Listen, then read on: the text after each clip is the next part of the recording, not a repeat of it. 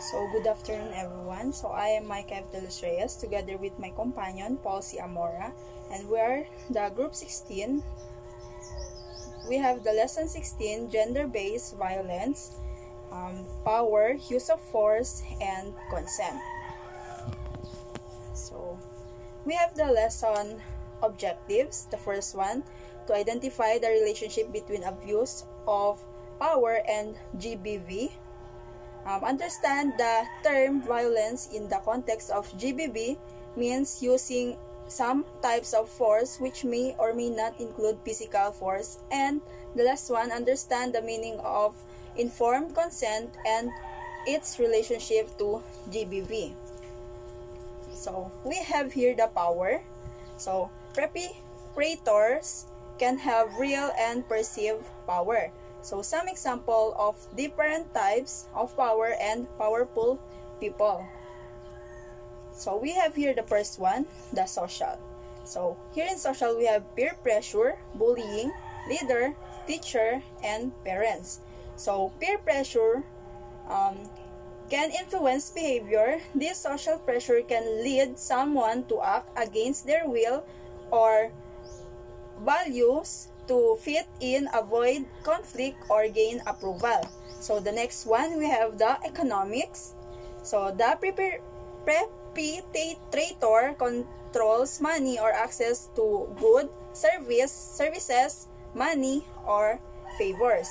So the perpetrator uses control over money, good services, or favors to manipulate or dominate others. This economic pressure forces people to comply in exchange for financial or material support. So the next one, we have the political. So it includes here the elected leaders and discriminatory laws. So power held by elected leaders or created through law, sometimes used unfairly or to discriminate. So physical, it includes here the strength, use of weapons, controlling access or security. So this can be used, or this can be the soldiers, the police, robbers, and gangs. So we also have the gender-based or social. So males usually in a more powerful position than females. So power often favor for men over women due to societal roles and traditions. So, and the last one, we have the age-related. So often the young and elderly people have the least power. So older adults and children often have less power and influence in society. So the next one, we have the use of force or violence. So force might be physical, emotional, social, or economic in nature. So force also includes here the intimidation, threats, persecution, other forms of psychological or social pressure. So force refers to any pressure used to make someone do something against their will. It can be physical, emotional, social, or economics.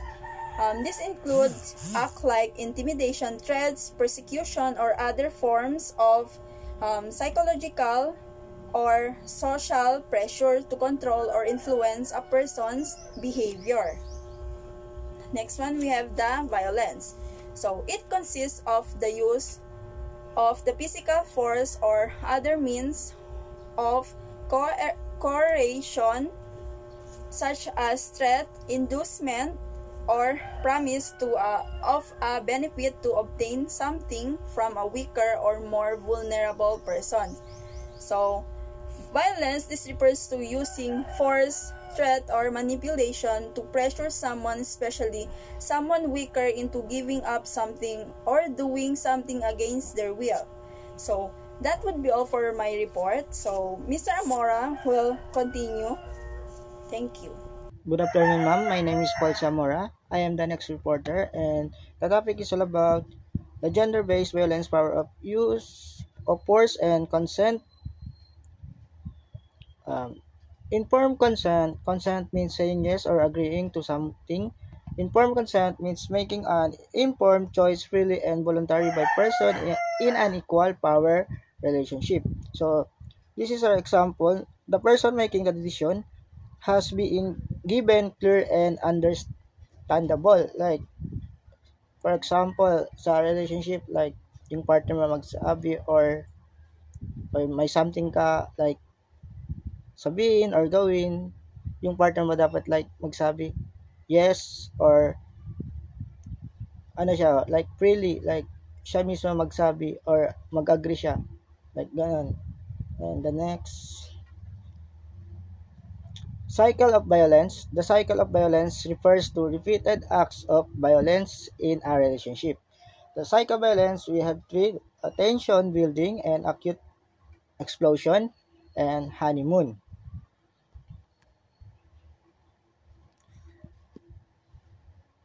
Tension building stage. No, the abuser become increasing alleged and aggressive.